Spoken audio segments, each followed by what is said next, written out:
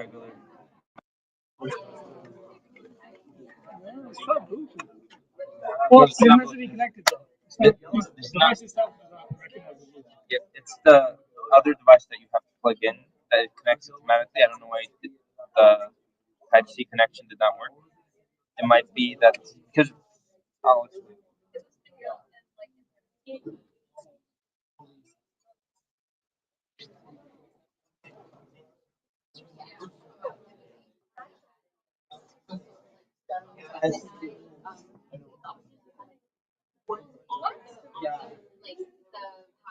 Hello, everyone. Apologies for 10 minutes delay start because we are trying to stream this event live on TV and now we're live. Sorry for technical difficulties.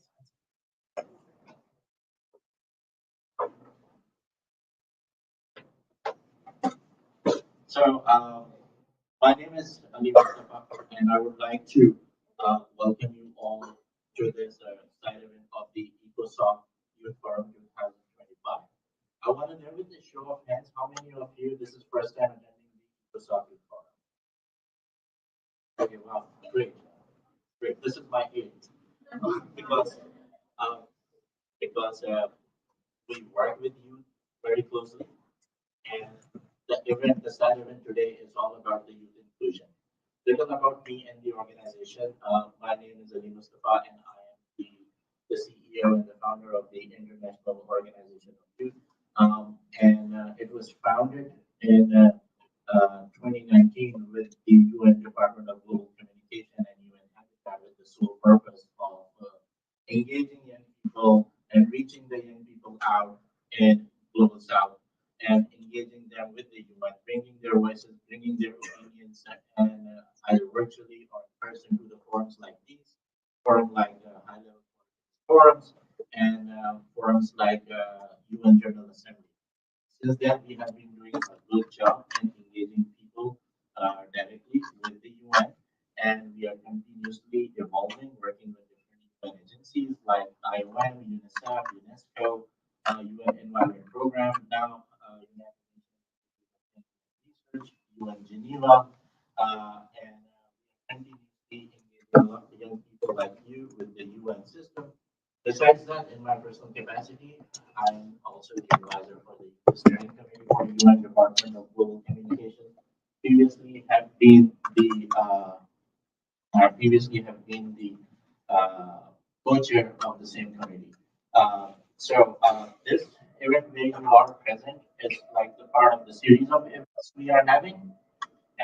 This is one event having. We're gonna have late lunch after that, and then we're gonna have the panel, one panel right now, the one panel after the lunch, and then we have workshop and also the evening reception as well. This here with some music and stuff at 6 p.m. to 8 p.m. This side event is we are here to discuss two topics and two agendas that we have here that we discuss. And one is the gender equality and the inclusion of women in everything that we do. And we will have a fantastic panel on that.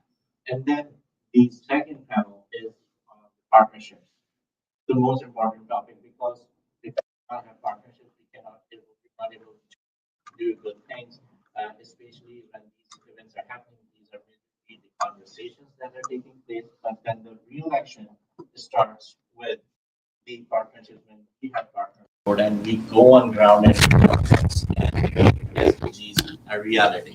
So you will be there. We will also have an open mic. You will get an opportunity to speak, and we are streaming everything live right now. I'd like to welcome you. And next, I would like to give a floor to one of our youth delegate, Cesare from International Organization of Youth, so she can give you an introduction, and then we're going to start the panel after that. Cesare.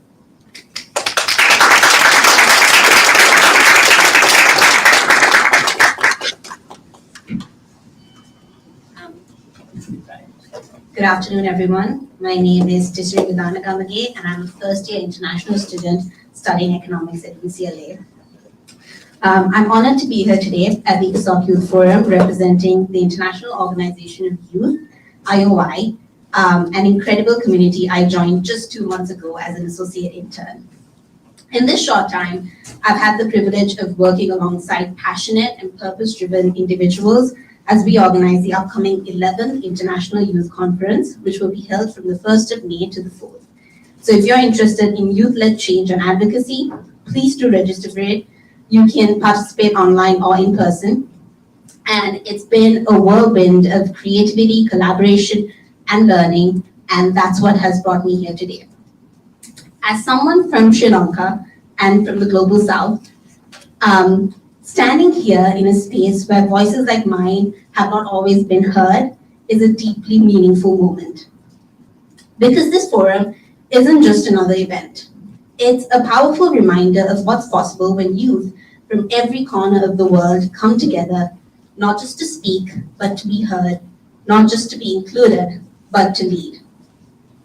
As we gather today, and over the next 2 days, under the theme Youth at the Forefront, Leveraging Science and Social Inclusion for Sustainable Development, I want to start by posing a simple yet powerful question. What does the world look like when youth are not just participating, but truly leading? And I believe that the very theme of today's event begins to answer that. Youth action advancing gender equality, innovation, and global partnerships isn't just a title, it's a call to action. It reflects our collective efforts to push forward SDG 5 on gender equality, SDG 8 on decent work and economic growth, and SDG 17 on global partnerships. So take a moment to picture this. Young women redesigning economies to be more inclusive. Grassroots innovators creating local solutions with global resonance. And youth-led movements standing up, speaking out, and holding the world accountable to its promises under the SDGs. That world, it's not just a dream. It's already taking shape, and the builders are all of you. Yet, despite this momentum, we know the road ahead is very steep. Structural inequalities persist. Gender disparities continue to silence millions. Economic systems often exclude rather than empower. And global decision-making tables still lack the voices of young people, especially those from marginalized communities. But here's the truth. The greatest untapped resource in the fight for sustainable development is not money or power, it's us, the youth. It's our ideas, our drive, our digital fluency, and our radical reimagination of what's possible, and all of this are keys to unlocking a better future.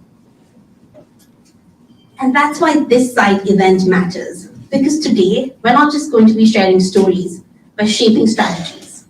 We're not just spotlighting problems, but we're co-creating solutions. From showcasing entrepreneurship that centers justice to forging global partnerships that actually include youth at the table, not as tokens, but as equal partners. This session is a space to make real change. So let us begin with courage, speak with clarity, and challenge the status quo. And above all, let us remember that this room is not the conclusion of our efforts. It's the starting point of the future that we are building together. With that, it's my pleasure to introduce our first panel of the day, Young Women on Policymaking for Economic Empowerment. This timely and impactful conversation will be led by Kelly Chris, the Vice President of the International Organization of Youth. Kelly is a Brooklyn-based multidisciplinary storyteller whose work spans fiction, investigative journalism, and audio. Her bylines include the New York Times, Rolling Stone, and long reads, and her work often explores trauma, gender, and human complexity, and she is also known for the hidden toll of the Golden State Killer. Not just that, Kelly is also the co-founder of the internationally touring rock band named the Rosebuds. She holds an MFA from Columbia University and advises Fortune 100 brands, artists, and NGOs on strategic, purpose-driven storytelling. I am certain that this panel will spark action, collaboration, and lasting change. Kelly, over to you. Thank you. Hi, everybody. I'm Kelly Chris. Hello. So nice to see everybody. Some friendly faces. All right, could I have my panelists come up, please?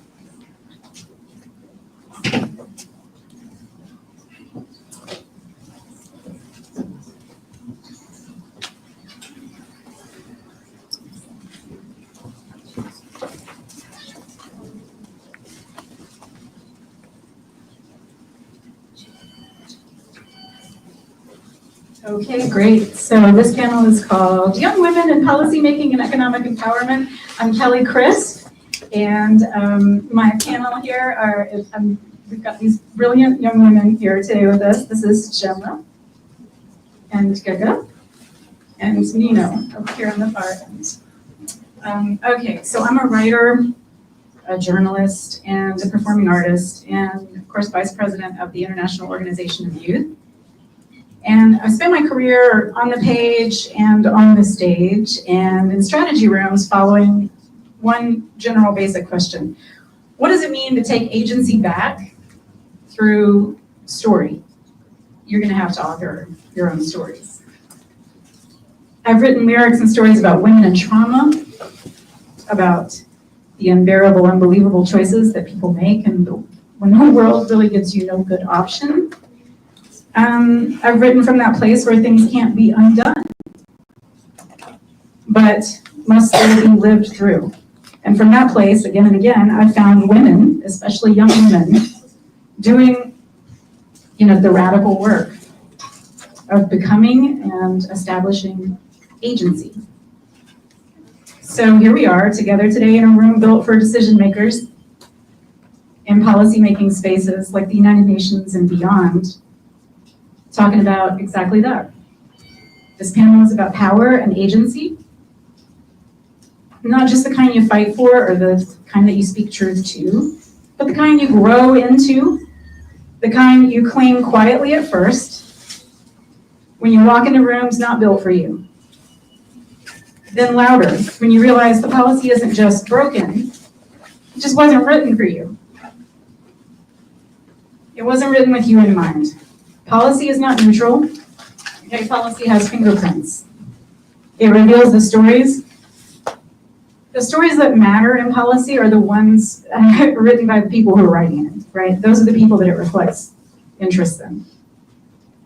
Whoever was there when the policy was made, that's who it's for. So that's why this matters. Because young women in policymaking aren't just participating, okay? They're reauthoring. They're saying it's time the global economy reflects our realities, our ambitions, and our right to thrive. And make no mistake, when young women shape policy, they don't just bring representation, they create. That's what we do when we create results. They write toward futures that include more of us. And today we'll hear from leaders who are doing just that in real time through diplomacy, advocacy, entrepreneurship, and sheer force of vision. So I'd like to introduce my panel now. Let's hear from each of you. So this is Gemma. Okay, Gemma Ilker. She's a human rights expert. And we have Nino here on the end. Nino is from Adelphi University. She's a youth leader in the International Organization of Youth and also a debate expert. And Gaga Dong is the CEO of Love and Future and a student at Columbia University right now. My alma mater. It's so nice to have you here with us today.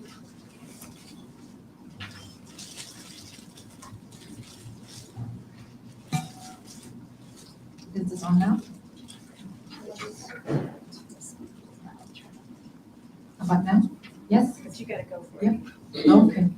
Well, thank you so much. Good afternoon, everybody. I'm Cemre Ülker, representative of the Journalists and Writers Foundation to the United Nations Department of Global Communications. I unfortunately no longer am fitting into the formal definition of young professionals below the age of 32, but still delighted to be among this vibrant and energetic crowd. And many thanks to Ali Mustafa for his kind invitation and convening us on the sideline of the ECOSOC Youth Forum. Well, as a human rights advocate, I work on the intersectionality of state-led violations, some of the increasing trends of autocratic regimes, and how it impacts our fundamental freedoms of all forms.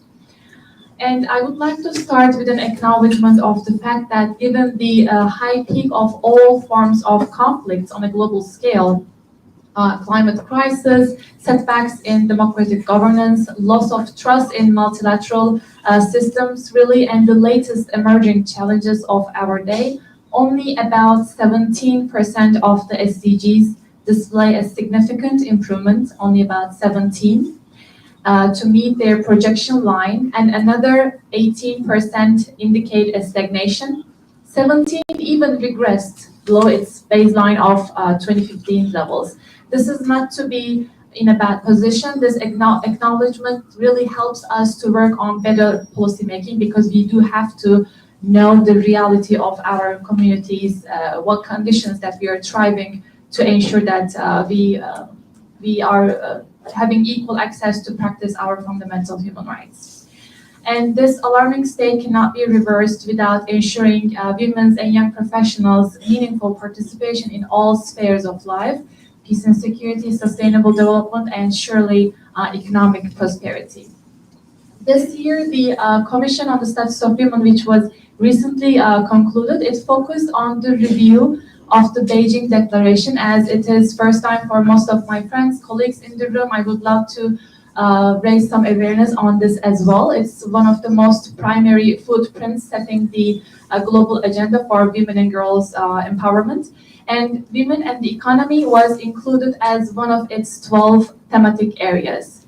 And on this occasion of this critical review, UN Women recently published a report entitled Beijing Plus 30 Action Agenda. This is a great report with wonderful infographics. Please check it out. And it has 6+1 notion, some key actions to advance gender equality through women at the heart of the discussion. So it pushes for sustainable economic development, bridging the digital gender gap, ending violence against women, advancing women's leadership in decision-making, increasing accountability in peace and security, and lastly, of course, striving for climate justice. And the +1 is very important and resonates with the audience today because it's the critical inclusion of youth leadership in this effort. So therefore, as a like-minded community on the sidelines of this critical meeting at the United Nations, we should push towards keeping member states accountable to keep their promises in line with the international human rights bodies.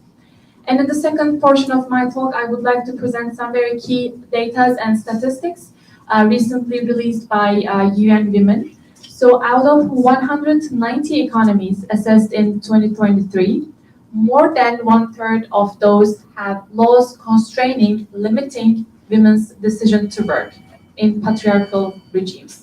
And even 43 of those member states have no laws on preventing sexual harassment in workplace. So gender gap in the entrepreneurship cycle remains a prominent obstacle, demonstrating many barriers unresolved. And starting a business is not only the issue, but keeping it sustainable is a poverty trap. And I would love to acknowledge this fact that violence against women and girls in the workplace has no relation to age, location, income, or social status. Thus, the economic cost of this harassment is about $6 trillion annually. Another important takeaway highlight is shared by LinkedIn data. So for the past 8 years, it shows that women increased its representation in leadership positions, but to a very limited degree. It was about 30% of the share in 2016 and only raised to 32 by the year of 2023. And globally, as we see more women and young girls, young women keeping up for the entry-level positions, we see a critical fall, a short representation in the C-suite roles, referring to the executive leadership positions in the companies.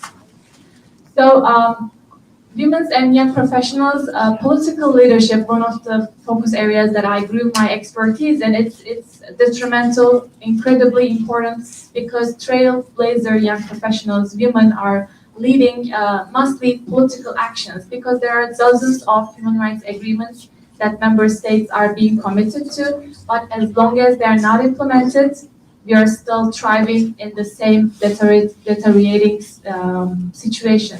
So in order to really realize leaving no one behind, the motto of SDGs, the guideline of United Nations, we should all be striving for political change in our communities through peaceful and democratic means as well. So I'll just put it in here and looking forward to contribute later on. Thank you so much.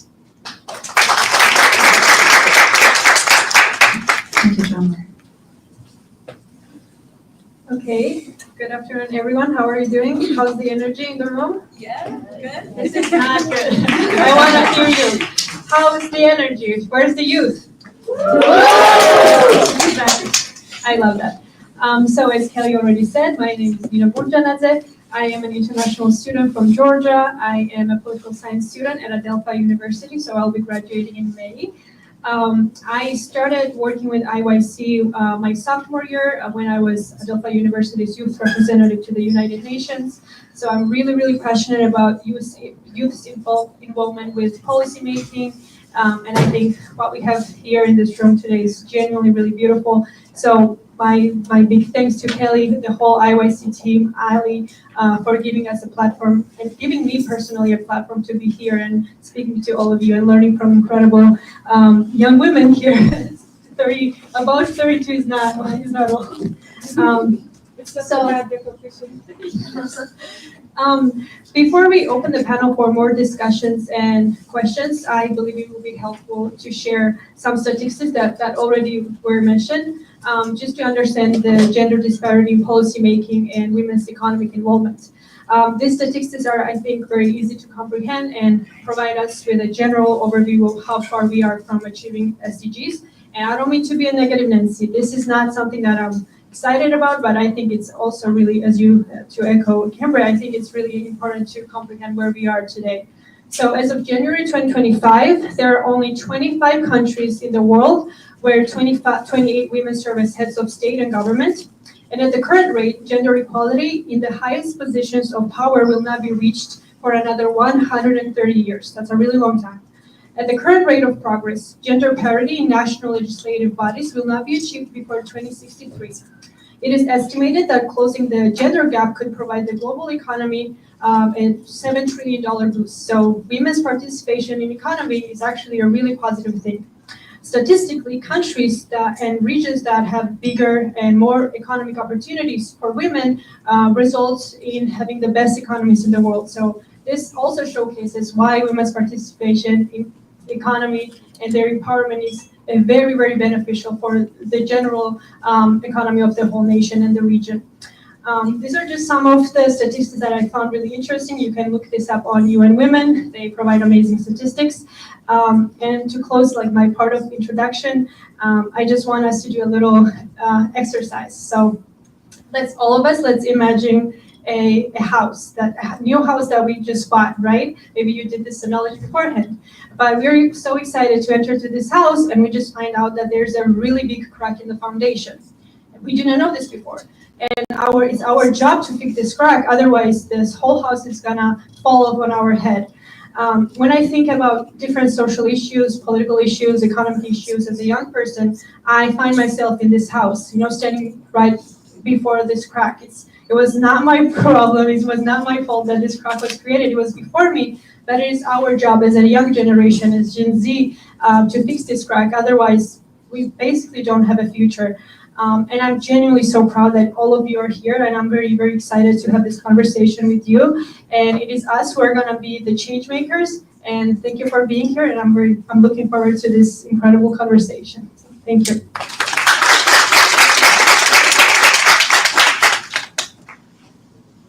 Thank you, Nina. Go ahead.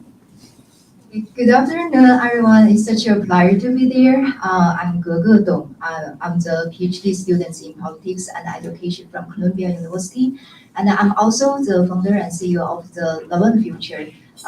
Actually, I'm already feel very excited to hear our two speakers' amazing discussion about the gender issues and also the economic development. And also right now, just to give us a little bit of energy. Are you excited? All the young generations? Yeah.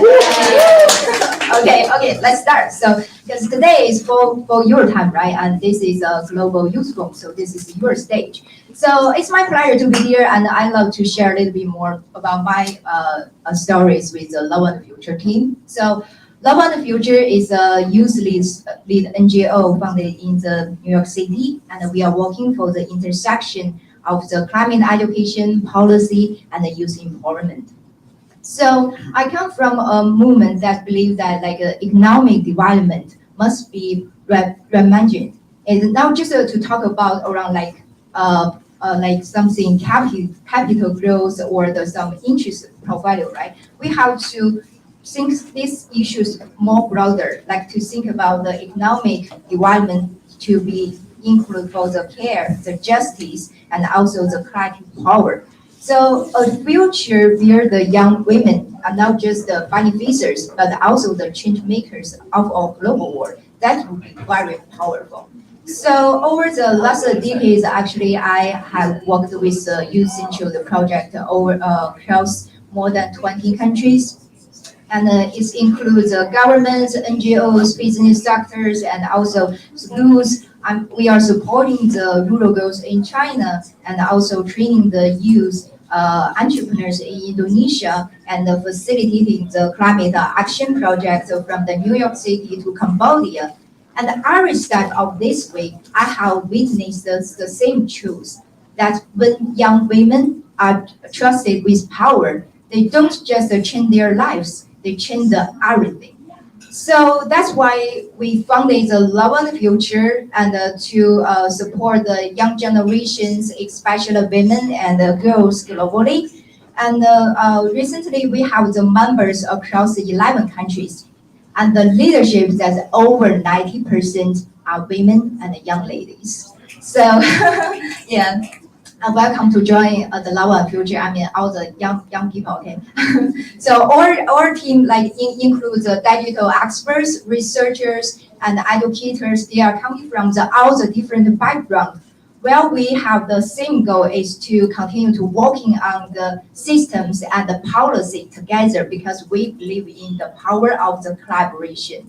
So in just 2 years, we have reached out to more than 3,000 students globally, and we are doing the storytelling workshops, vocational training programs, climate change education, and global policy dialogues. Beyond for this part, we also build something deeper, like the community, confidence, and the courage. Because we know this, why we are talking about the policy, right? Why it is so important. So because we believe in the power of the policy. The policy shapes who lives are prioritized, whose dreams are funded, and whose futures are protected. So, but we just hear about our speakers. We have provided the issues here. A lot of the young women and girls globally, we are still underrepresented in the rooms where these decisions are made. So at the Love on the Future, we are changing that situation right now. We run programs that incorporate the 21st century skills, includes like critical thinking, leadership, and also the entrepreneurship skills, right? And with the policy literacy and the political education together. So our mission now just to teach our young people today. They are already well educated. They know what they are doing, and they just need the support and the opportunities to support them to be succeed. So through the intergenerational dialogue today and also across our multi-stakeholder collaboration, we help young generations step into their roles as co-creators of policy because true economic development starts with structural transformation. But the transformation, we know that doesn't happen by chance, right? It happens when we invest use the young generation with equity, with intention, and with trust in young people, they can do the leadership roles. So when we give the women and young girls not just microphones or just not just include their dialogue, but the decision making stage, that's the power. So we are not just sitting at the table today, we are coming to here to explore the actionable solutions and to find the tools to redesign our structures today. So today I would like to challenge all of us, let's move beyond symbolic inclusion. Let's start building shared power. That means we need more investment in the civic education across all the levels in schooling. We also need the gender responsive policies that's rooted in equity and care. And we also need the institutionalizing like the youth co-governance where young women can be the leaders. Because when we trust the young generation to legislate negotiation and innovative, we unlock a new kind of the economy, one that survives on inclusion, sustainability, and love. I believe everyone already, we have heard about this sentence for a long while, like when you empower a woman, you empower a generation. And when youth lead, and the future gonna be changed. So I'm so proud of to join this journey with you all together here. Let's move to the action stage and build the world for all to survive. So I appreciate for this opportunity and to meet all the young generations and keep continue in our discussion today. Yeah. Yeah, that's great. Thank you, Bridget. Something you were just saying is that, the symbolic inclusion is just not the way. It has to be like real representation, real policy making, and, like we've all said here, structural and foundational changes that are underway. We're seeing these actions now. And I mean, this is a great representation of that right here. A lot of folks in this audience have taken agency. So Kamra is a Journalists and Writers Foundation UN representative, yes, to the Department of Global Communications, and a human rights expert leading global development initiatives and implementation. So in the Sustainable Development Goals, and you spoke about that a little, when your work intersects journalism, human rights, advocacy, so I'm curious in your experience, media especially, how can a lot of us have access to media and transformative storytelling? So how can media and storytelling be utilized to shift the civil political rights of young people in general, young women? And can you speak to the impacts on policy that might have? Yes, absolutely. And that's a terrific question that really aligns with what all of us has shared in this room. And violence really starts in the media discourse. As we monitor more undemocratic regimes moving towards being a hybrid and then authoritarian leadership positions, the transition in between, we see that political leaders are grasping the control over social media first. Because this past year, according to the Freedom House, it was the 14th consecutive year in decline of our fundamental freedoms online. So not only that mainstream media is under a very heavy state control, nowadays our fundamental access to credible, independent information on social media is on a very dreadful situation. So another important statistics, I love sharing these numbers because it really gives us a very transparent view of where we're standing today. As of last year, about 70% of the global population, 70%, this is a huge number, they are living in states where they are subjected to either imprisonment or detention because of their tweets or any other form of social media engagement, expressing their rightful, peaceful, cultural identities, gender identities, religious beliefs, and political discussions. So even getting engaged in what we call as global partnerships or open dialogue, inclusion, these are under threat in so many of these countries over social media platforms. And on the other side of this negative coin, this shows us a great potential. What is that? Let's go back to a couple years before the Women Life Freedom Movement was led by young women, right? We see an incredible grasp over social media platform. The Mahsa Amini hashtag was used over millions times in Twitter and really changed the course of how state-led regimes violations was perceived at the United Nations as well. Another important example is the Ending Gender Apartheid campaign. Another incremental, globally recognized human rights advocacy movement led by Afghan women, Uyghur women was on board, Iranian women, and the mission is changing the discourse on social media so that more people are aware of apartheid regimes and how it impacts women and girls' participation in peace and security, economic life, social engagements, and so forth. So it's very critical that we as conscious global citizens also know what to retweet, have an open eye on being able to recognize AI-generated information, read the scripts fully, read the articles fully before we disseminate in our networks. So as we get to practice more of these consciously engaging on social media platforms, I think we all have, as everyday citizens living in different or leading different professional backgrounds, we all have a great responsibility to being cautiously active in human rights advocacy. Right. Yes, please do. Just to add on to that great question about representation, just to share something that I watched a couple of weeks ago. It was a small little, like maybe a 3 or 4-year-old girl watching the Olympics, where a woman was, like she was like heavy lifting, and she was like, oh my God, she's so strong. And I just it just came to my mind because representation does matter.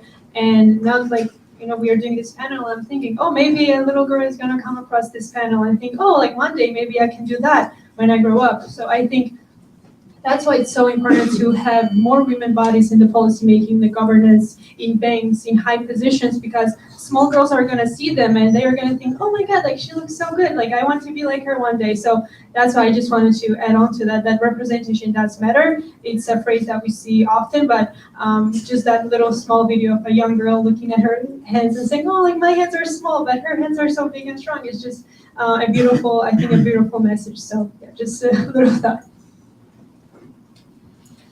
Yes, I love that. There's so much agency in recognizing yourself and another person who is, doing the thing.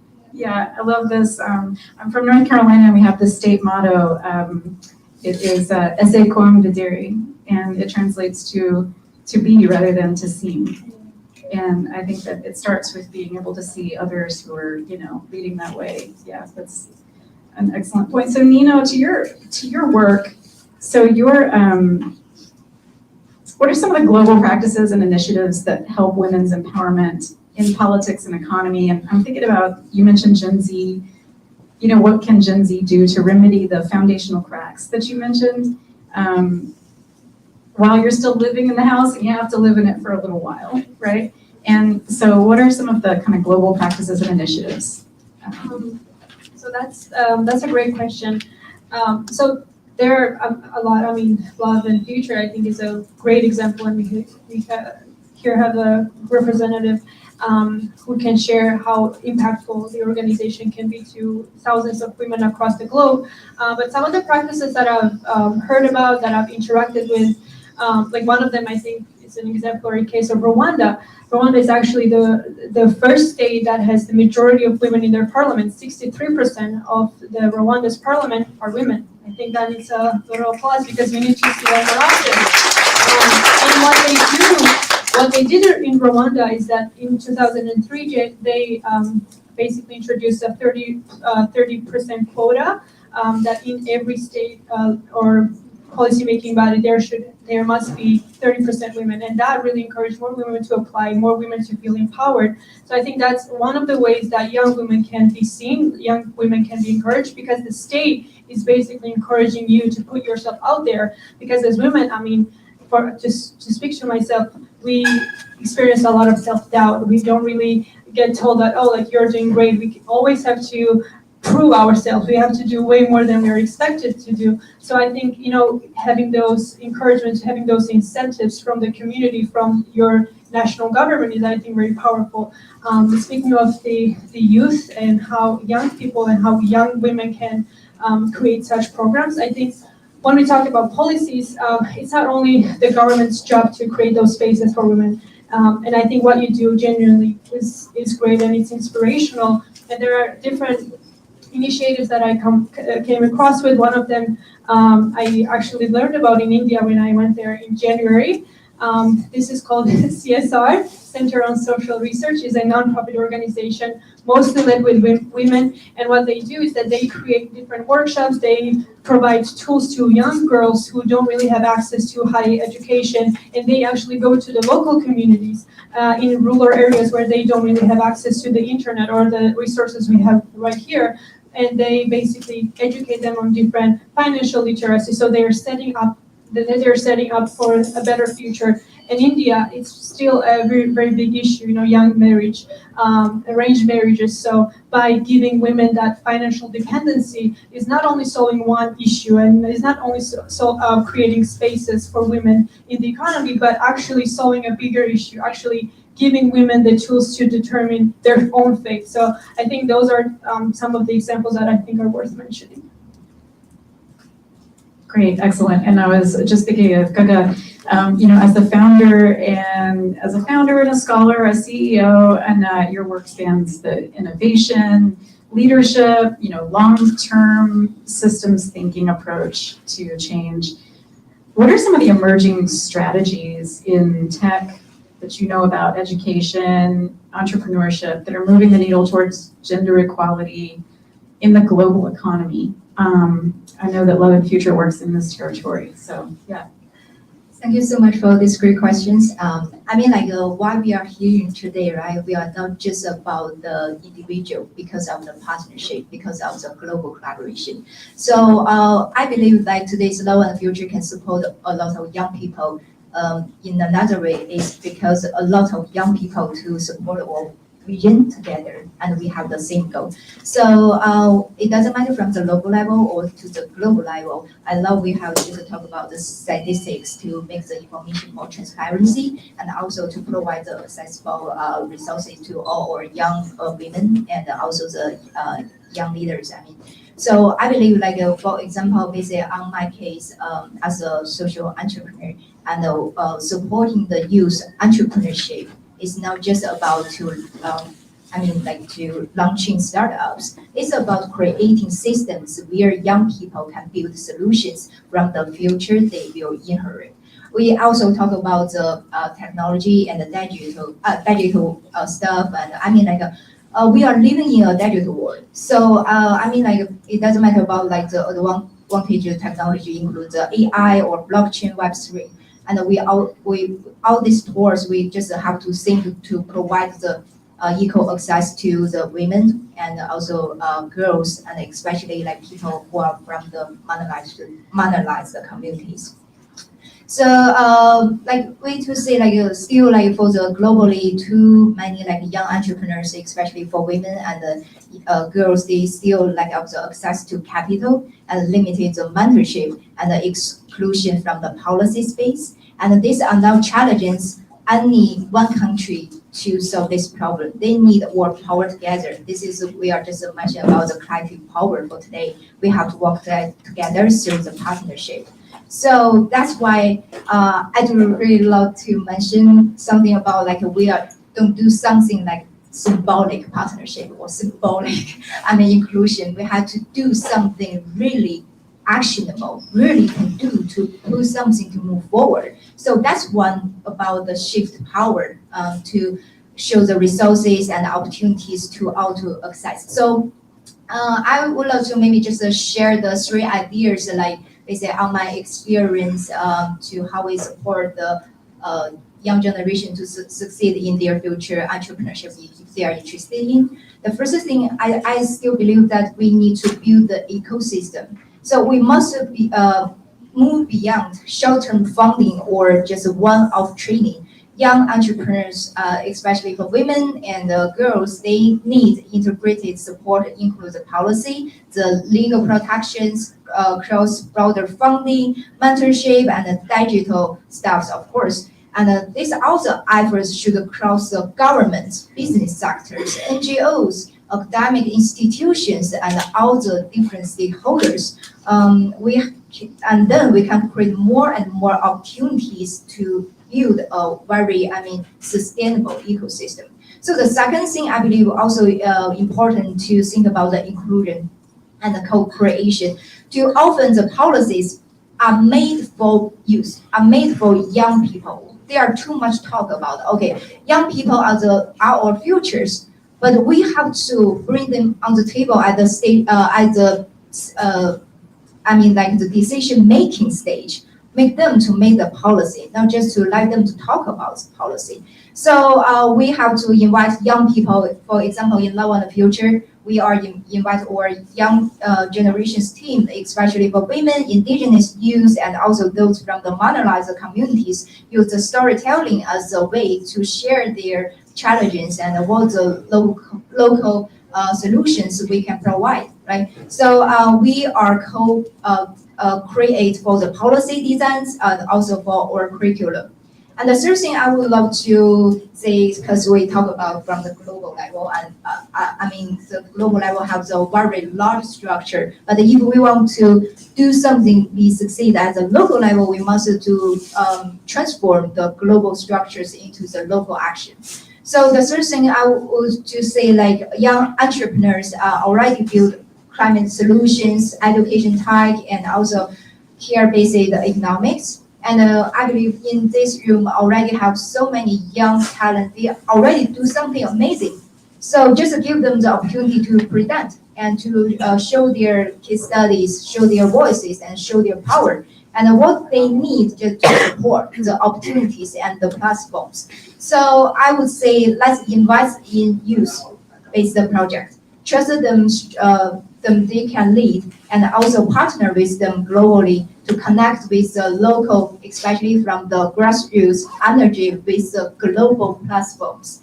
So, because entrepreneurship today is not just about the economic, especially for our young generation. It's about a part of our human rights, it's civic. So let's make sure the next generation, especially women and the girls, aren't waiting for opportunities. We are creating opportunities together. Thank you.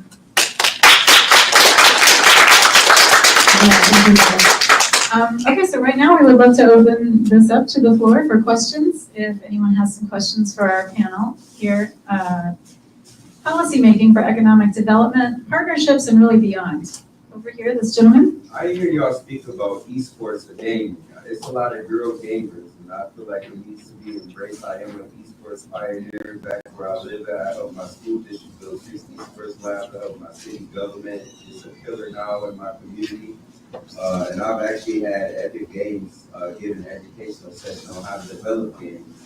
And it's a $32 billion company. I had access to it in one of the, I say the second worst city for economic development for African Americans in America. So I would like to hear what you ladies think about gaming and how it can empower women. I would love to hear, Gada, would you speak to that? Sure. Thank you for this amazing question, and I also appreciate your also contribution and effort to support women through the games. Because actually, Love and Future also have one project regarding for the game-based education to support all the young generations to better understand sustainability of the games. And also in the women's role, just we have mentioned today, they can do everything successful and just come from the different background. So we are living in a digital world, and the games is definitely very, very powerful and an interesting project for great pathway to support the young women, especially girls, because we can develop different types of the games and to meet the different requirements based according to different personal background. So I can provide a case study from the Love and Future. Last year, we built a game regarding the storytelling. So we invited also, the designer for the game, most of them are women and girls. And this storytelling, they are to design something about the culture, about the community, and about their career paths. To use this kind of the game interconnected with the sustainability goals, but they can also develop more different pathways in their career to encourage the young women, you can be a scientist and you can be the any role in your life. So this is just a small part of the storytelling plus game and to present a big version of our future sustainability. But I'm more than happy also to learn about your project in the future, how we empower the young generation together. Question that I have, kind of similar to his, but from the artistic point of view, what are the ways in because the youth and women, the youth and the women in general, they're very artistic, right? Like we see women and youth are creating their own opportunities through the different artistic mediums. So what are the ways that we can capitalize on that or leverage these things that youth are already doing and are so great at, but yet often feel like they have to leave it behind because there's no space for this kind of work, a productive space for them to continue working on it in a way that is sustainable and can actually help them create provide them for a lifestyle that they wish. What are the ways in which you guys think we can incorporate that, from the different policy perspectives and more?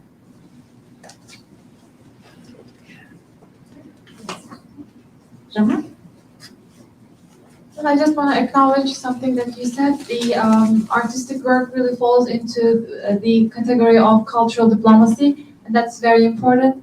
And there are so many primarily acknowledged human rights organizations now more and more embracing this important and impactful tool to raise more awareness about the human rights violations. And as I work on reporting systemic state-led violence, I know that numbers don't really speak much, but as we turn these into personal stories through art or any other means of soft diplomacy, it's way more important. Sometimes you just frame a success story where a woman, for example, a survivor of a sexual violence, let's say, as a weapon of war, when she turns her victimhood into being a survivor and fighting against this harassment and beautifully supported by art, that really changes the course of discussion. So I just wanted to acknowledge what you underlined, but maybe my fellow panelists have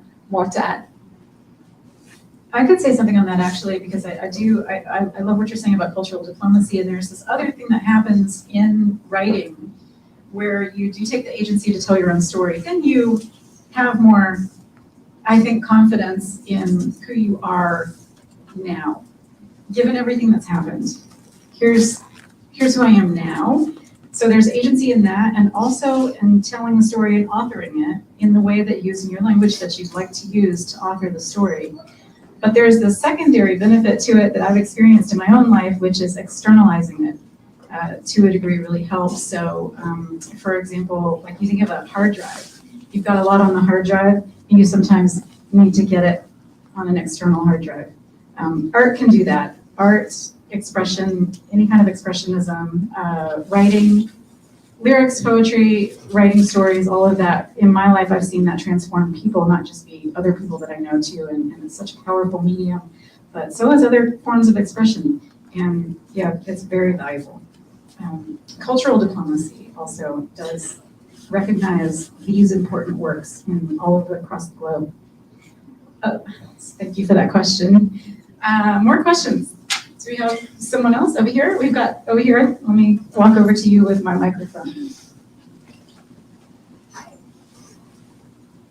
Okay.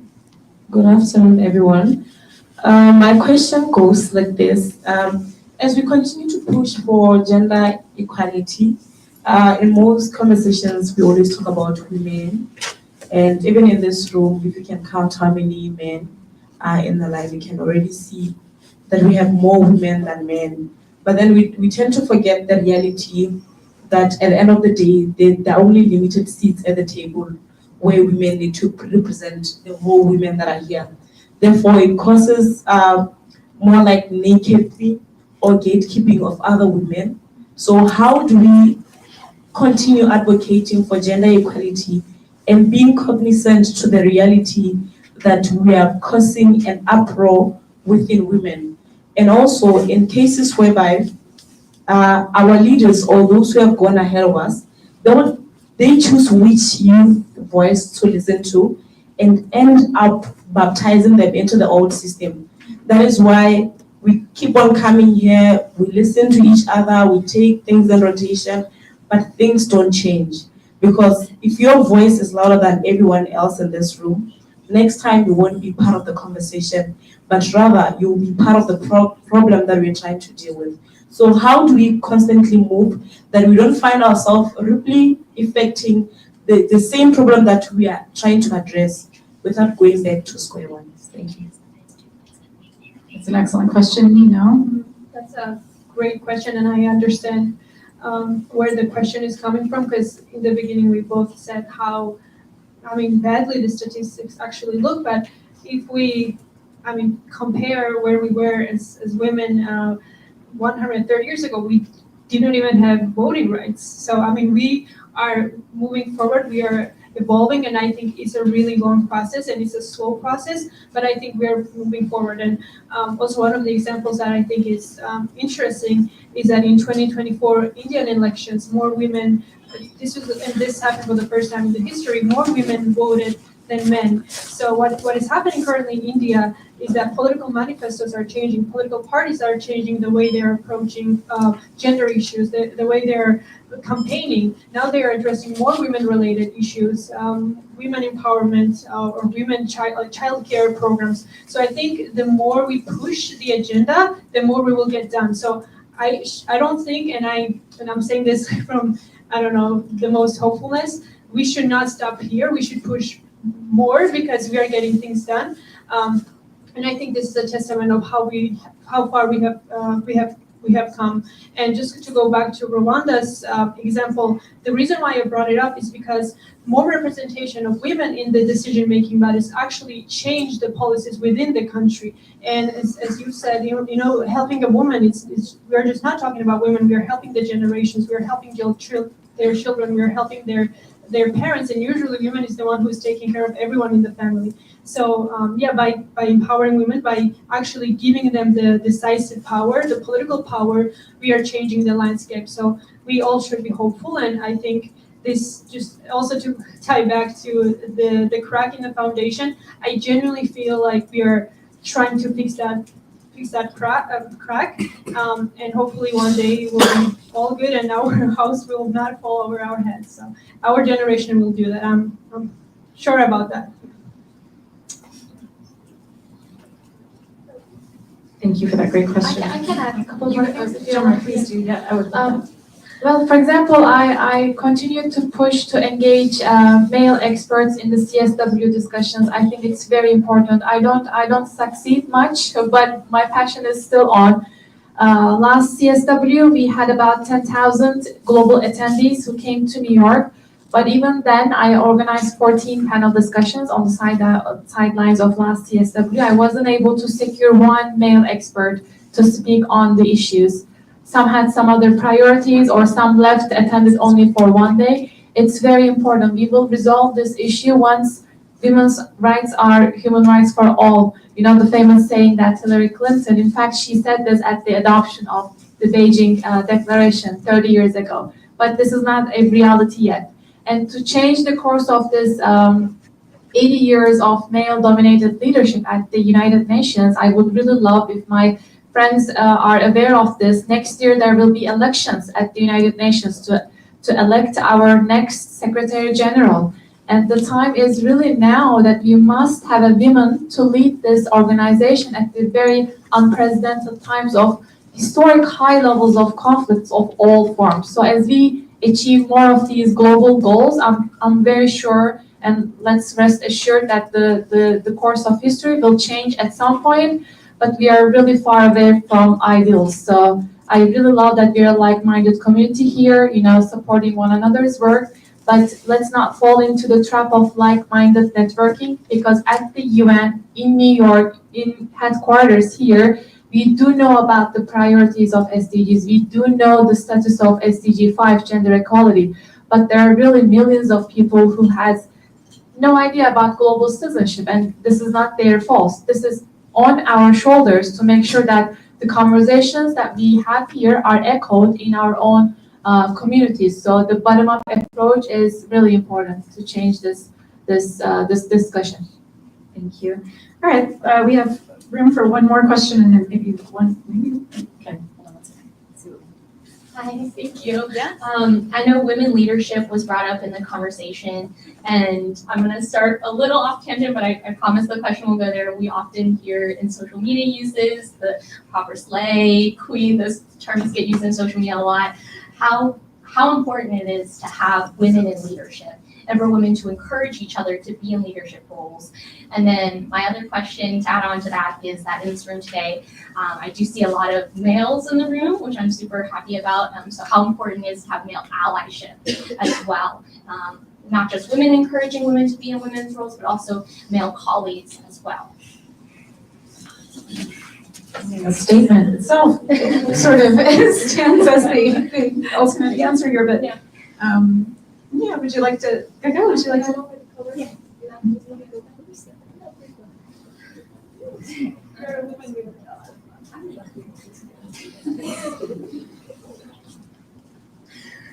We are from the same generation, so I totally get the slave queen part of the question, so I'll answer that one. I feel like women, like our community as women and as young girls is very strong, and we are like really united, especially by using social media. I see so many women just bringing each other up and just commenting beautiful things and sharing experiences and finding the community within the social media. And I found great friends online, and I have never met them, but just to feel that you're seen and you're heard is very beautiful. And I think that's why our generation is more globally minded, and that's why we feel like our other people's problems are our problems as well, because we don't really see that border. But to go to the part of the man allyship, I don't want to come up as like a man hater, because that's also a phrase in my man hating era. But I think what men should do is what we do here, right? Like showing up is already a really good step. Showing up is really important. And I recently attended women's conference, and we had this conversation at the table that one of the girls was saying, oh, like my boyfriend came to this women's conference last year, and everyone was praising him for showing up. And I get the frustration that it's the bare minimum, but at the end of the day, most men don't even do that. So I think, giving you the credit is also a very good step, because that also creates more space for us to further communicate and further establish more things together, because we are not separate. We are not like men and women. We are the same, and we should be the same, and we are equal. And that's basically what SDG 5 means for me. It doesn't mean, oh, women are better than men. No, we are all good. We're all great. We should treat each other with love and respect. So yeah, I think that's my answer to that. Okay, eloquent answer. Thank you. Gaga, would you like to add something to that? Yeah, so I do really agree with that. Like, we are not just women to support women, but also men support women, and we support each other, because we are all living in the same world, right? And we are humanity. So, I mean, like for the young generation, like we just support to each other, and also to show your competitive advantage, to know your strength and about your leadership. Like this young lady really good at for the social media, and just do your social media to amplify the young generation voices. And also we have the youth delegate to about the arts, and something just to show your arts. And also we have some like someone to support, like we also have like a game and across a different background, right? And we also see like we also have boys like use that like to sit here and to talk about the gender equality today. So this is about the sustainability. It's about more like inclusive and sustainable world for all. So yeah, let's do it. Thank you. We have time for one quick question, but I'll say this: we'll end this session and start another one. The folks on this side of the room can, well, there's a line already, but we're going to have refreshments in the back, and then the folks on this side. Okay. Yes, please. Just to follow up, thank you so much for this panel. It was really amazing to see your voices being heard by everyone. And to follow on the questions that just were heard, so I'm a man, and so I really fully support women. I try to like get support for women all the time. But also I'm currently going to like environmental policy. That's what I'm like going into, and I hope that in the future I can achieve my dream of like going to a place where I can also be a policymaker for environmental issues, right? But that conflicts with me supporting women somehow, because me getting to a spot of like policy making will inevitably take away that spot for a woman that would have gone to that spot, right? So how can I, not be conflicted by this issue? What are your thoughts here? What should I do? Well, don't think that way because your number is not high. So I really don't think you will occupy any of the quotas that women can access. We really do need your perspective on the table to make sure that it's a really basic math problem, you know. When women are not on the table, it's 50% based off the potential. So you are already there to make sure that others also know that we are missing on this opportunity. So I really hope that you will achieve all your dreams to make sure that there is a sustainable change in this arena. And I wanted to add to that also, partnerships are really important in all of this work that everyone in the room is doing. And this is an excellent example of a time to network and make, the partnerships that are going to last you for your entire career. These are the spaces to find, like-minded folks and also all across the board, across the spectrum of ideas and policies and things conversations, even if they're difficult, that we need to be having together. And the diplomatic space is the space to really get that done. So I really appreciate you bringing that question. And I want to say thank you so much to the panel of empowered and powerful women. And thank you so much to you as well. And we will conclude our session with that. And we'll start a new session right now. We'll have some refreshments and then begin in like 5 minutes. So we'll all take a, seat by seat approach to doing that. Just however it makes sense when you get to leave. But so Eliza McGlashan she is an associate of the International Organization of Youth and a student at UCLA, and she's going to be leading this next session. All right, so thank you.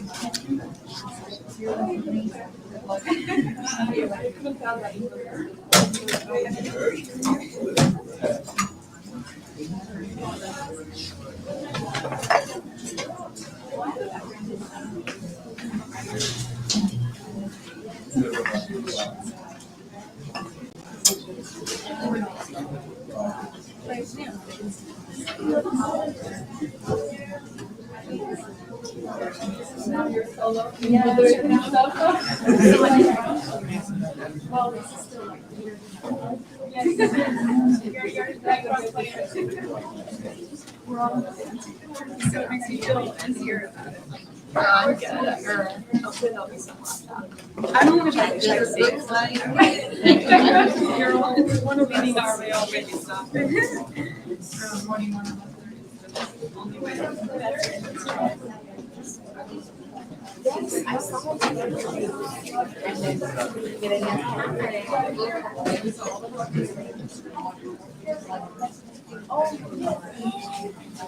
Yeah, so happy to see you. How are you? I know. Thank you so much. It was a very easy 2 weeks of course when you're done it before. But I also saw you in your organization's post that you continue delivering workshops. You were all over the place. Yeah.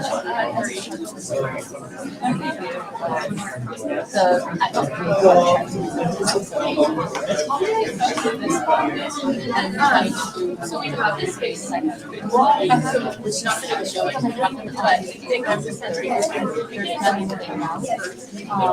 You can, so these are really. I can remember, let's catch up why Matt forgot to share both of our.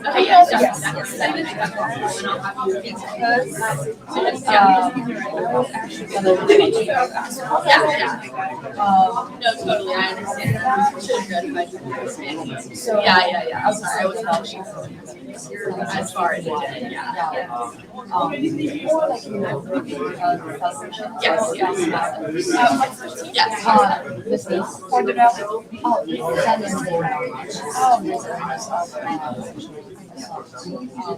I have so many young people in my network. Yes, your name is what?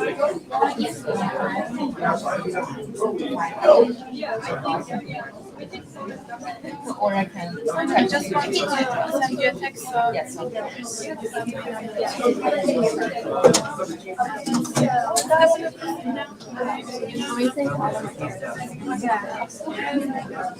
Where is your office? Do you go?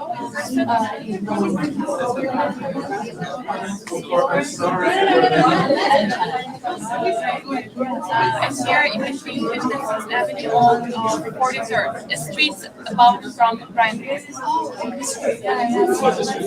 something. Yes, Midtown, convenience. Sure. I know it's been rainy. It's not like and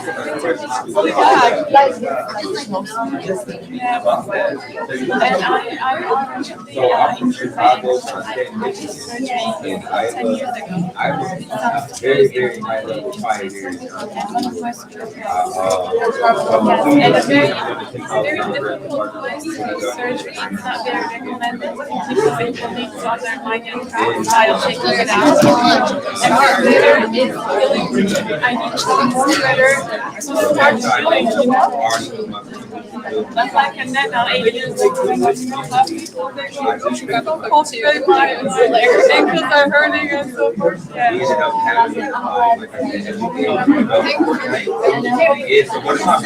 I'm pretty sure that it's like summer weathers, it's be okay. Yes, I really need some warm weather.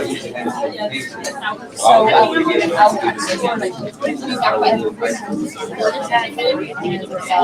I'm not So now I've been able to. Yeah, but I don't think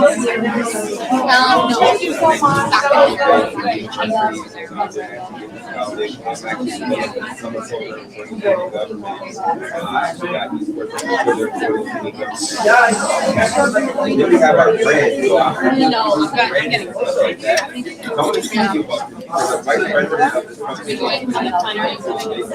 Yep. So I had to drink it. I had to drink it because they would let me get a name of it. But this is basically I'm the vice president. We're going right now.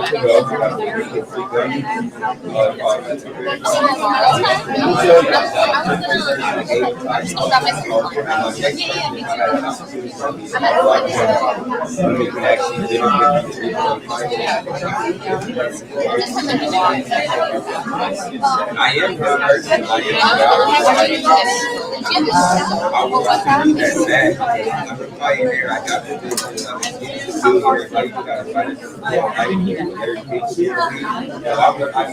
I know I can get around. So I would really love to speak to you about the brand and how we can create a story around it. My goal is to use this brand everything we have to get to our product. I want to show you something.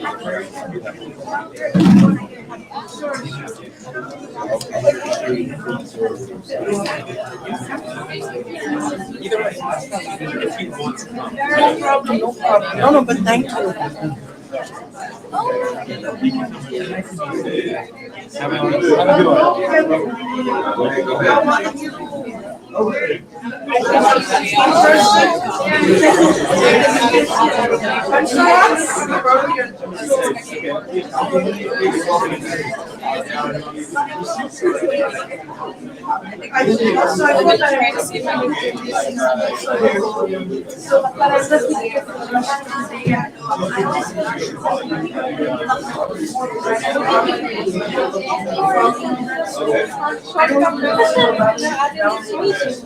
Everyone, if you didn't get a chance, hopefully we'll get another round of pizza soon. So if you didn't get any, you should be running in line. mind, then keeping that in mind, you'll develop more pride.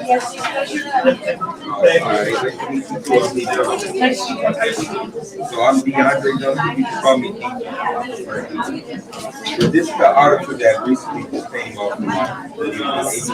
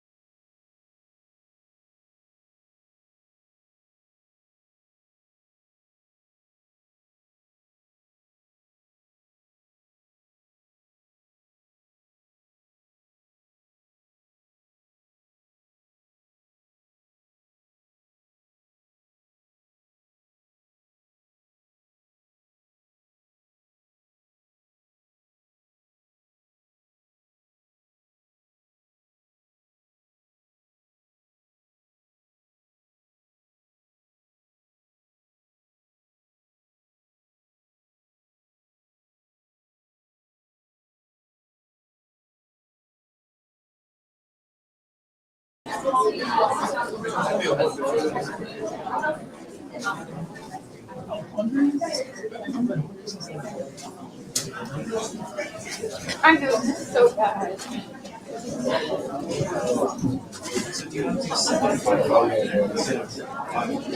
Yeah, I was thinking earlier, he was asking me to expand on the question a little bit more, and I was saying trying to take your time because I'll leave Okay, you know, don't rush. see, like it's not It's not their obviously. Just a minute. He was asking if this introduction. Totally fine. Session time. Back in. 看你好，太棒了。哎呦，我真是的。I wanna go. 那你不是那个差不多 No, because I'm like I got food the other day. Don't mind. Oh, Hey. 这儿等一下还会有一个。OK。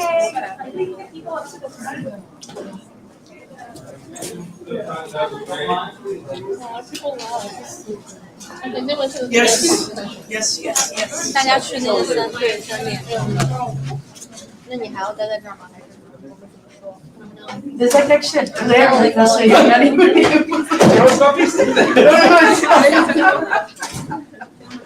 No, but of course, love the reflection on the living Willingly plastic fries. All good. 对，那我们在这儿坐一会儿吧，坐一会儿完再我们过去。See, Sophie, doesn't he have a lot of travels again, starting from? 像杯子嘛。 I presume. Like a dog, girl. Like a dog. Just everywhere. Nice. Yeah, I forgot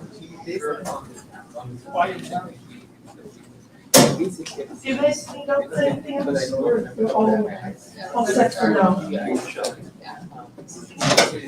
Awesome. Because especially from like the conference building, that's why I'm not sure if my glasses are really good. Nice to meet you. Yes, that's it. How are you doing? Doing okay. Nice to see you again. I don't want to get too quiet. I feel bad. Yes. Wonderful. And you Yes. Yeah. I just said. Oh. All right, welcome to this next session is going to be about partnerships, and so let's all get seated in the front if possible, so we can take up the valuable real estate. Good. Okay, hello everybody. Good afternoon. I know this is a very long day and a busy week for all of us, so I thank you all for being here and for joining us at this 2025 ECOSOC Youth Forum Side event.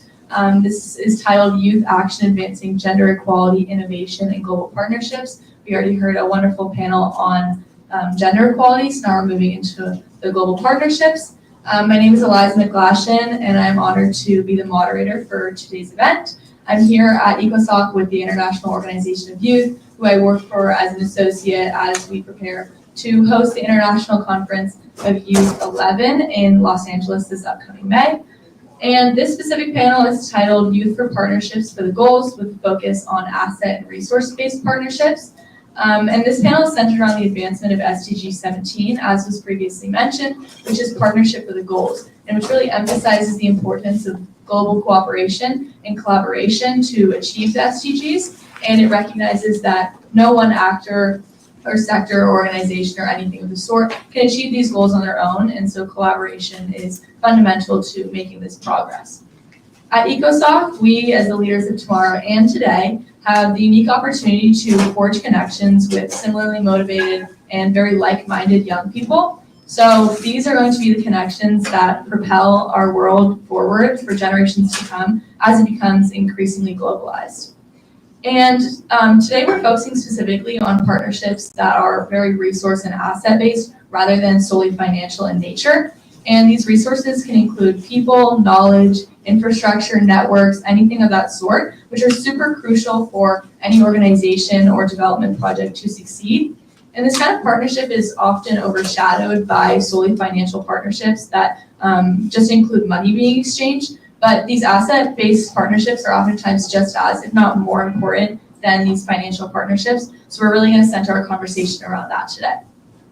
Overemphasizing the need for just financial partnerships and money-based partnerships can lead to many of these initiatives failing before they even make it past the drawing board, because especially in the global south where financial resources are typically already more strained and more limited, considering significant financial backing to be crucial for initiatives to get off the ground can mean that very creative and very qualified initiatives never get implemented or never are attempted to implement in these communities.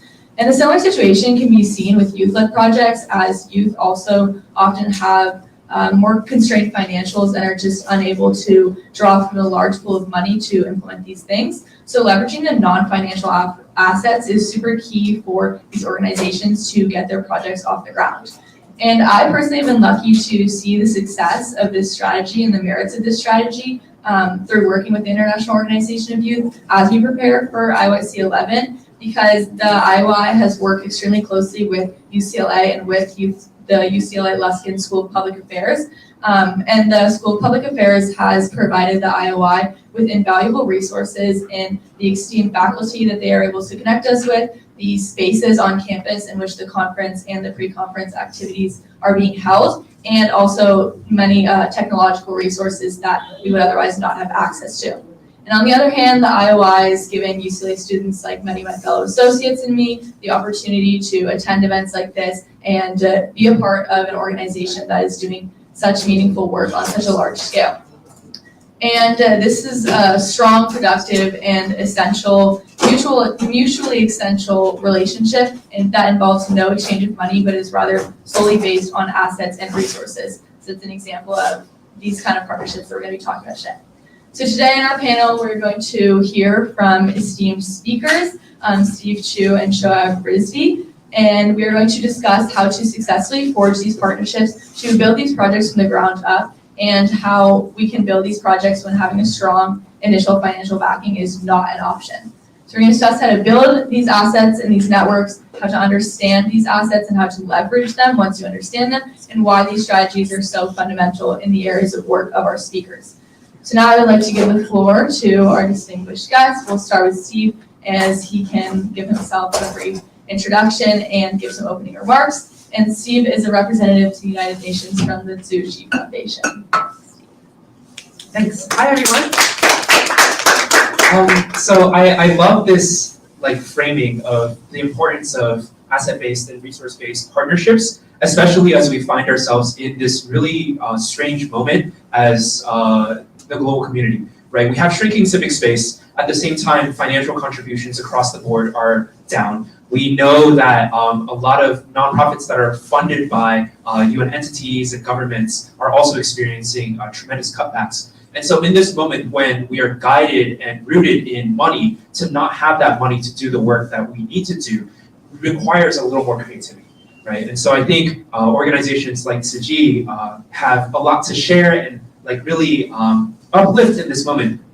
So we're Buddhist Tzu Chi Foundation. We're a humanitarian aid and development organization rooted in about 139 countries around the world with about 10 million volunteers and supporters worldwide. And so we operate on this theory of change called the Bamboo Bank theory of change. And it's really rooted in this idea that each individual has something to contribute, no matter how big or small. And through the collection of love and care from each and every individual in the community, we can create transformative change, right? And it's from this idea that we can galvanize power within communities, no matter where we are, whether that's in disaster-stricken communities in Ecuador, being able to work hand in hand with their communities to rebuild not only their homes, but their places of worship, or it's out in the Philippines after hurricanes, working hand in hand with their communities to not only transform their communities beyond where they started, but create jobs, stimulate the local economy, and provide pathways for growth, right? And all of these things aren't rooted in cash infusions, but rather leveraging the power of asset-based communities, mapping what they already have, and then bringing in and leveraging the power of local government and other local actors to work hand in hand with our communities. And so excited to explore a little bit more of how that looks and how we can kind of implement these strategies ourselves, right? So Tzu Chi, we work intergenerationally. So as a young person coming into the space, I think we really lean on the wisdom of our elders, but then we also hold space for our peers to kind of have that creativity and innovation come forth and breathe life into how we design projects with our communities. And we recognize that all this is done to cultivate self-reliance and self-sufficiency, right? If we have a dependency on donors alone to create change, then we are forever beholden to priorities beyond our own communities, right? And so we need that power to come from the communities. One of my favorite examples of how this has grown across our international partners beyond just Tzu Chi, and how we've seen this kind of manifest has been in the mutual aid work in post-COVID contexts, right? And I think this is really where we see where mutual aid and relying on and leveraging the community, you can see these hidden resources that the community already has come forth, whether that's from food pantries that are free for communities in need, or that's relying on and leveraging individuals and communities' existing goods that they might have extras of to kind of support each other in those moments. And so I really think all this work is here to help us alleviate the suffering of those in need, right? And I think as young people, we see where the challenges and problems are, and oftentimes we face a lot of these systemic barriers in terms of how to get our projects off the ground. And so I'm really excited as we continue this conversation to think with you all and share how some of these methods have worked both in our work in the Global South and in the Global North as we really move to empower young people from around the world to create this work intergenerationally. Amazing, thank you so much. And I'll now hand it off to Shahid for his introduction. Hello everyone, thank you very much for this opportunity. So can you hear me? Can you hear me? Yes, yes. So my name is Shoaib Rizvi and I'm the founder of two initiatives. I am an entrepreneur and DWISE, both in Pakistan, which were recognized by the Youth Assembly at the United Nations through awards for helping women access what they need to succeed. And these are three things: capital, financial knowledge, and youth mentors who believe in them. Because here's the truth: when women rise, family rise, community rise, and economies rise. But let's be honest, women can pursue opportunity if they are held back by outdated systems and denied the right to make decisions about their own health or their future. So our work has grown over the years. Today, we are also making sure that women have access to reproductive healthcare and legal support in Pakistan. Because real empowerment starts when you can stand up for yourself and be heard. None of this happened overnight. It started with listening, sitting with women in communities, hearing their struggles and their dreams. It's their voices that have shaped our path, not fancy policy slogans. Just real conversations, face to face, heart to heart. I have taken what I have learned from policy rooms at Oxford, from round tables in government, and most importantly, from communities who teach me every day what real leadership looks like. To me, work is never done. We keep learning, we keep showing up, and we keep growing together. When we talk about gender equality, decent work, and just societies, SDG 5, 8, and 17, we are not just talking about numbers on a page. We are talking about real lives and real future. And the change starts with all of us right now, right here. Thank you very much. Thank you for that answer. So first, we're going to move into a question that both speakers will answer sequentially. So our first question is, as youth, challenges such as lack of finances, lack of access to change-making spaces, or gender discrimination often serve as barriers when trying to create meaningful change. In your work, how have you leveraged partnerships to address these challenges and strengthen youth leadership? What tools or strategies do you believe are essential to building these kinds of connections? So I'll give it to Steve first. Thanks. So I think partnership lies at the heart of what we do, because oftentimes when we meet communities, we have to work hand in hand with the local community groups and local community leaders to win trust, right? I think in this age of artificial intelligence, the two things that stand out in terms of what people are looking for is authenticity and trust, right? How do we cultivate trust in individuals who we're trying to serve and work with? And then how do we show authenticity in moments when we may be outsiders or we may be new to a process, right? So as young people, when we see that there are challenges in a system, we aren't part of that system, or we're just being impacted by that system, how can we show not only our authenticity to create change, but also build trust within the communities that we're working to change? And so I think making those local community partnerships and those connections at the forefront is like one of the first things that like is an effective tool, right? But at the same time, I think as we look to broaden and deepen our work, we have to involve the community. And the next question and challenge that we oftentimes face is, how do you get people to care in a world that there's so many crises happening, right? Like I think as young people who are digitally connected around the world, deeply experience compassion fatigue, right? There's suffering at every corner that we face and turn to. And so how do we kind of not internalize all of this suffering and say, this is a project and action that we can all work on and build towards, I think requires a certain level of like trust in each other and a leaning on each other, right? And so when we work in community, when we work in partnership, we begin to be able to off-burden some of that pain that we're internalizing and instead share that burden with each other and have faith and trust in each other that we're working together on these issues, right? And so in thinking about what we do to kind of overcome these barriers of lack of finance, lack of access to change-making space, oftentimes it's not just about like, let's create our own spaces, right? Or like, let's walk into existing spaces, but more so it's about how we go beyond transactional partnerships, right? Oftentimes when we are in these spaces, we find that there's a sort of quid pro quo, or there's a like, I'll do something for you if you do something for me, right? As an organization that cares deeply about youth, maybe we want to highlight our engagement with youth, right? So we'll bring you in and we're like, oh, youth is so cool, let's spotlight you. And in turn, we'll support you and uplift you in this way, right? But that becomes transactional. You're tokenistically present in that space, right? So to go beyond transactional partnerships requires of us both a culture and mindset shift, right? And so when Tsuji does work in community-based partnership and development, we kind of see these key areas as like directions and paths that we have to kind of tick off in order to move forward, right? So the first, like Shuib was saying earlier, is around community consultation, right? Are we consulting the communities that we're working with both internally and externally for their needs to be really reflected in anything we're designing? And in doing so, as we consult, are we also mapping what they have?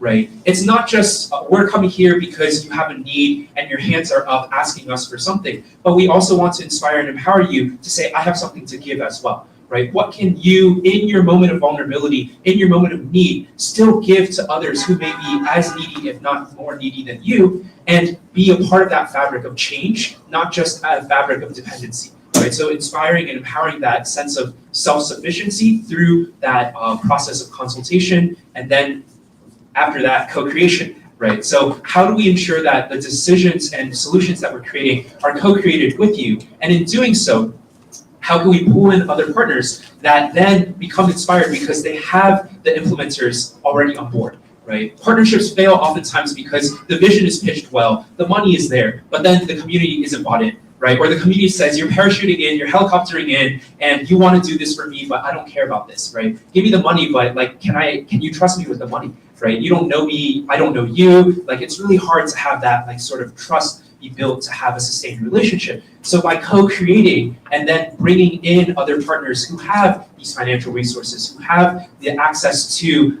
space, to policymaking arenas, we can kind of facilitate that exchange, right? At the same time, we can't create these lasting partnerships with other groups unless we storytell, right? So to have the education and the empowerment of these local communities to help them teach their and tell their stories to others, I think is another key part of that solution to ensure that we go beyond just transactional, but it's really empowering. And then finally, I think there has to be some work done also on changing the culture and mindset of both those who are serving and those who are being served, right? Oftentimes we find ourselves in moments where service is transactional, right? And how do we go towards this closer relationship with communal, with weaving of like my needs and your needs are deeply intertwined, and like we are not just here to create like a sort of like top-down structure, a really bottom-up approach requires a shifting of mindset. Last panel, we spoke about the empowerment of women and girls and how we're doing education work to kind of lift them up beyond their dependency on their husbands, whether that's in India or beyond, right? For Tsuji, when we do this work in India, what we find is education is not enough, right? We can educate the women and girls, but if we give them access to financial independence, if we give them access to markets to sell their goods, but we don't transform the mindsets of their husbands, of their parents, it opens up financial abuse, it opens up physical abuse and emotional abuse of these women and girls, right? So all this work that we're doing has to be hand in hand with culture and mindset transformation of all parties involved, right? And that's deep work that requires of us the trust of the community. So I think all of this, these challenges are rooted in how we build trust in that community. And then I think as young people, it's also about like how do we have bravery and faith in our work. I think the challenges we see are very large, right? We, especially operating here within the United Nations, see things in a systems-based approach, right? Like our systems have failed us, and we are not at a place where the multilateral systems are serving the most vulnerable communities in a way that is efficient and rooted in the needs of those communities, right? There's gaps all across the way. But in order to change that, it requires time, it requires expertise, it requires a level of capacity, financial resourcing, and partnership that maybe we don't have right now, right? But do we have the faith, do we have that sort of hope, and do we have the patience to kind of build the power that we have within our own communities and build those networks to understand that we are building those building blocks and we can't reach that goal immediately, but rather it'll take time. And I think if we get to that point, as young people, we'll have the patience and persistence to push through as we face these global crises. Yeah. Amazing. Thank you so much. That's clearly very insightful, and you coming from a lot of experience in the field. So we really appreciate your comments. Shoaib, would you like to take it? Yes, thank you for the question. So I would like to share my own experience. When I first began providing microloans in 2012 in Pakistan, I had no major financial backing, just $500 of my own personal savings. But that small amount was enough to help women in my community to start tailoring business, roadside food stalls, and mobile recharge kiosks. To me, the real resource was never money. It was unwavering drive, resilience, and commitment of the women themselves. They don't only repaid the interest-free loans, they grew their businesses and created income-generating opportunities for other women. That early success story taught me something powerful. Innovation doesn't start with abundance, it starts with purpose. Over time, I began sharing these stories with Pakistani Canadian community, and what followed was deeply moving. Generous contributions poured in, not because we launched a large-scale fundraising campaign, but because people saw the impact and wanted to be part of the story. And because the microloans are repaid and recycled, our momentum has never stopped. This is the power of partnerships. When you root your work in community, when you lead with trust and humility, people come alongside you. And that's what I always believed in. Now, going back to the other question about the spaces. Today, over 60% of Pakistan's population is under the age of 30. And yet young people remain largely absent from decision-making tables in Parliament, in the Senate, and in the policy rooms where the future is shaped. I often think of the powerful statement made by Representative Shirley Chisholm, where she mentioned, if they don't give you a seat at the table, bring a folding chair. As youth, we cannot wait for permission. We must engage, we must act, and we must act now. And we must solve real problems in our own communities. Because when you lead with solutions, people notice, and eventually systems notice. I have seen firsthand when I began advocating for widowed women and children in Pakistan, I didn't stop at grassroots work. I took the concerns directly to the former President of Pakistan, General Pervez Musharraf. That conversation may not have changed everything overnight, but it sparked reflection. And sometimes that's how change begins, with bold, uncomfortable questions asked in the right rooms. Along the way, I have been called naive because of my age, or questioned because of my dual citizenship many times. I have been faced by personal threats, especially when we expanded our work into abortion and reproductive rights. But I've learned that when your mission is grounded in justice, giving up simply is not an option. We adapted, we listened, and we partnered, especially with the women we serve and with local leaders, and with everyday community members who help us keep moving when the going gets tough. Today, our women health initiatives are still active despite the threats and expanding because they were built on shared ownership, not charity. So to young people listening, wherever you are listening around the world, you don't need to have all the resources, you don't need to have all the answers, but you do need to start. Find the people who believe in the same future as you, build coalitions, build trust, and never underestimate what is possible when passion, purpose, and partnership, all three come together in a triangle. Thank you.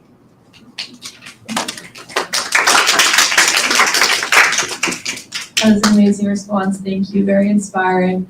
So now we're going to move on to an individual question for each of the speakers. So we'll start with Steve. Dutsi is known for its compassionate and community-based approach to development that emphasizes the need for good morals instilled into the youth.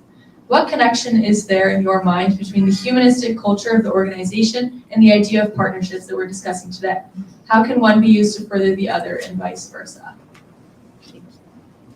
I love that question. I think, so our humanistic values that Tsuji espouses, they're rooted in Buddhist values, but then I think they're universal in its application.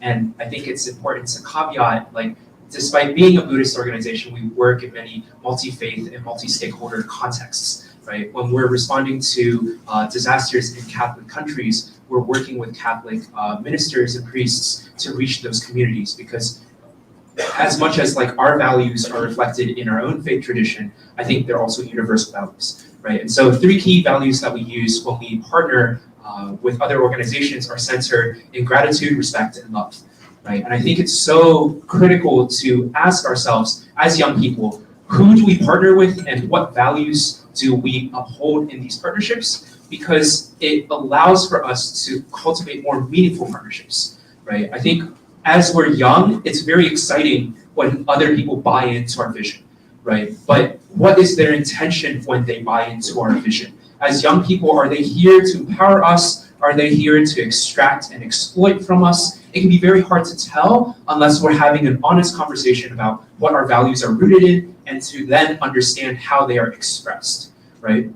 So I think for us, we want to see these values of gratitude, respect, and love expressed in our partnerships, because they're not just in how we work together with a partner, but also how that partner works with our community, right? If we're working with community leaders that don't respect women, we can't get very far in trying to empower women, right? Like, despite the fact that they may be sitting at the head of the table, if they aren't a champion for this very same cause, we need to first change the values that they operate in or educate and inspire them. Otherwise, we have to work through another partner, right? Because we're not going to get very far in our work without that value of respect, right? Similarly, if we can't express the value of love in how we care for each other, the way in which we support those who are being impacted by disasters or otherwise would not be rooted in love, and they wouldn't feel cared for by their community, right? So they wouldn't be bonded together with us. And so I think these values are the cornerstone and the fabric to weaving the power that we have in our community,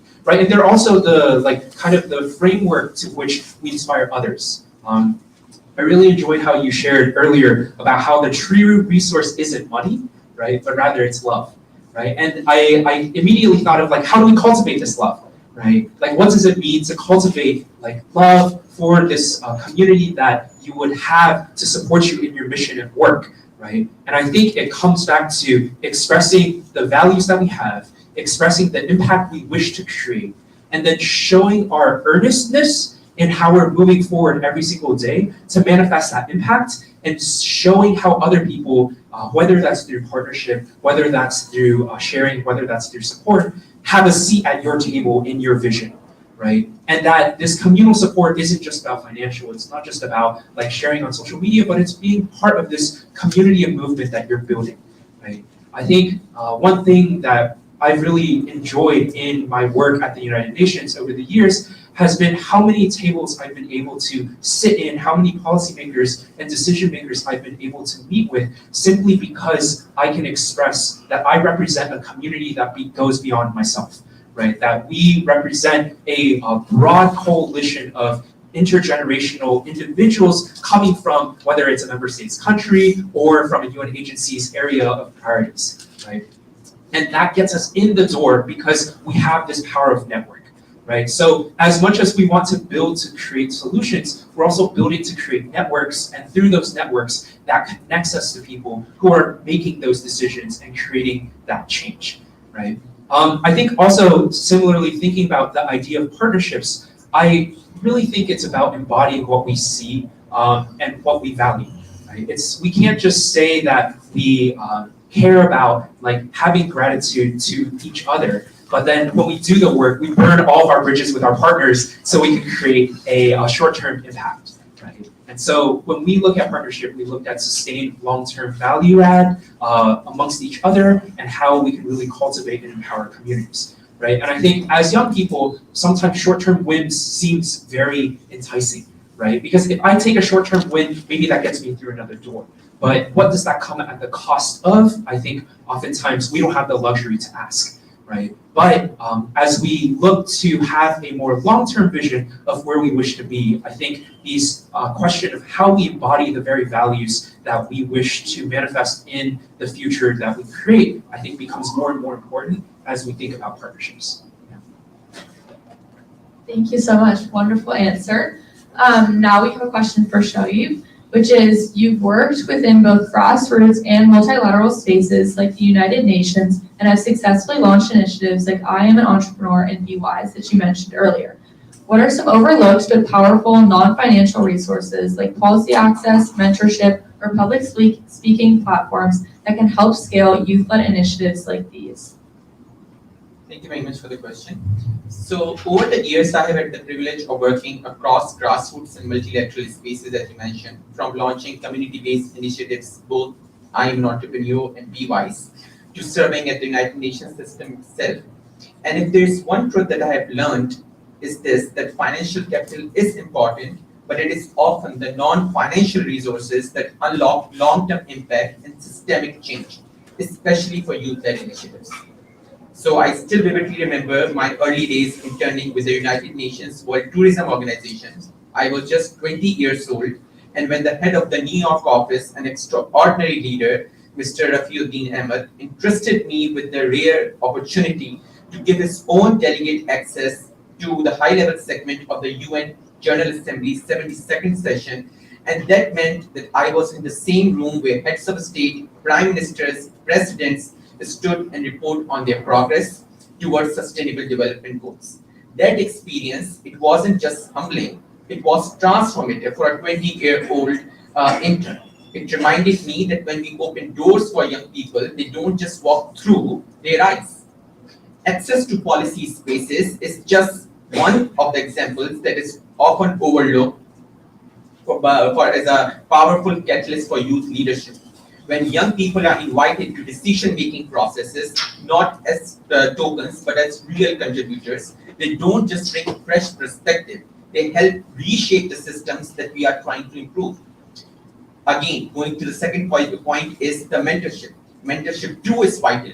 I have been fortunate to receive guidance from mentors who challenged me, believed in me, and helped me navigate complex global systems. But mentorship isn't always hierarchical.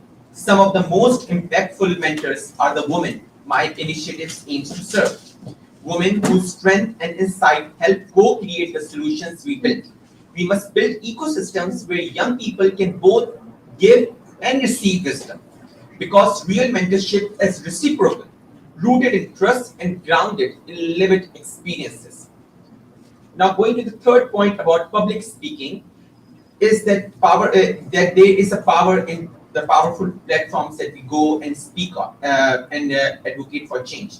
It's not just about speaking, but it's about sparking movements. I have had the honor of speaking from the podium of the United Nations to the TEDx stage and to the historic places like Ireland Farmless House, which is the President of Ireland's house. Each time I have spoken, I have seen how simple act of sharing story can ignite ambition, inspire action, and encourage others to build models of empowerment that reflect their own communities and culture. But again, we can't do this alone. Intergenerational solidarity is very important. International commitment from senior leaders to champion young voices is critical. When leaders advocate for youth, not only in principle but in practice, offering access, credibility, and trust, we begin to see scale, sustainability, and results. So both of these things are very intertwined. And I would leave with one message. So let's all invest in those tools that are very urgent, because at the end of the day, they have the most return on investment, which is not limited to any fiscal year, but is generational.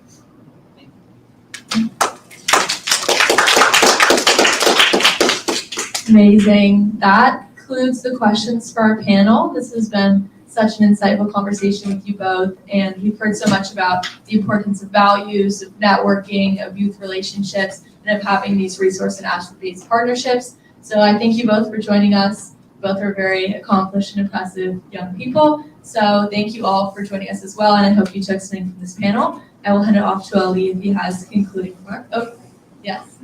Before we close out, maybe just closing remarks. Yes. Something in thinking about like how we move forward, right? Because it's one thing for us to speak in this space. I think it's another thing to continue onwards. I would encourage you all to do a little bit of mapping after ECOSOC Youth Forum, right? Who did you meet? How did you meet? What are their interest areas? But then beyond that, from your own communities that you're serving, the own interest areas that you're working in, map out who your existing friends are, map out where you want to go, what that vision looks like, and then also look at who you represent, right? Do you have a number in mind of like, I represent 300 people within my local school community that I work with, right? Like, what does that number look like? Then map out like, what is the need of this community? Whether that takes a little bit of consultation or you already know it off rip, right? Like take that time to kind of generate out these pieces so that you have all these chunks clearly out. From there, then what becomes the call to action and how can other people step in to support you, right? You're gonna meet a lot of wonderful change makers. Everyone's busy, right? Maybe they can give you 5 minutes of their time. What can they do within those 5 minutes to support your work moving forward, recognizing we're an international community of change makers that cares about all of these issues? There's ways to provide solidarity, whether that's financial, non-financial, access to networks, access to social media, the likes. Right? From there, map out who else is in the space. We've all talked about the importance of intergenerational mentorship, intergenerational guidance. What other organizations are working on these issues that are local to your community? Can you have the chance to meet with them? How do you meet with them? All you got to do is be a little brave and say, I represent this community of this many people, and I would like to rely on you for some like advice, some mentorship, some guidance of how I as a young person can navigate this space. Right? If they're down and their values resonate, like that's the beginning of a beautiful partnership. If they're not, that's okay. Maybe they'll come around in a couple of years, you know? And then finally, like from there, I think you have like a really concrete ask, not only of those around you, but how you can create impact. From there, I think as a young change maker, you begin to see the avenues of opportunities, right? Too often we meet people that are starting out in this space and they come in and they say, I care about this issue, but I'm not really clear how I want to create change, right? And sure, we can give a little bit of advice for that, but it's not gonna take you as far as if you already are clear in terms of where you're heading and what you wanna do. Right? And so to that, I would also offer 2 opportunities for everyone sitting here and online. The first is Tsuji runs an international youth leadership program that we train about 30 high-level youth representatives every year, beginning from about March to the end of the year. We just closed this year's application cycle a couple months back and inaugurated our latest cohort, but this cohort is one that we train to come into the UN ecosystem, represent their issues, their projects. They get training from UN representatives across the board on how to really be impactful and navigate this international space. If that's something of interest, come find me afterwards or come reach out to Tsuji more broadly. The second thing is we're also running an international youth conference from August 22nd to the 24th at Siji's Humanistic Youth Center in Singapore. We're gathering about 200 young leaders to meet with UN agencies, member state representatives, and the Asia Pacific region community that we have to kind of train youth in taking their projects beyond just ideas to action. So if that's sort of an incubation program you'd be interested in, definitely reach out as well. Thank you very much. No, that's it. You really touched on all the important points. My last point would be that we should start acting rather than brainstorming, because we can never let a perfect business proposal or an idea. It is just like the problems are too big. The time is of scarce commodity, and 2030 the clock is ticking sooner than later. Thank you, guys.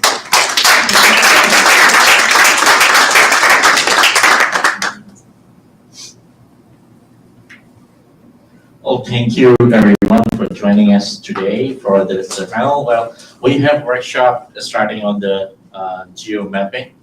That's going to start at 4 o'clock by UN Habitat and IEA Gloja. Then at 6 o'clock, we have a music and reception here, a dinner reception sort of, and music here taking place at the same place. We're happy to stay for the other activities, but please do come at 6 o'clock because it's going to be fun.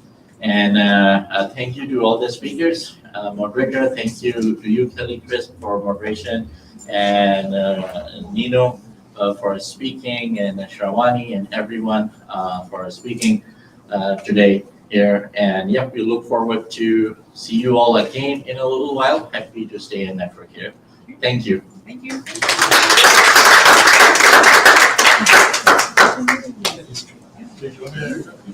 Yeah, what?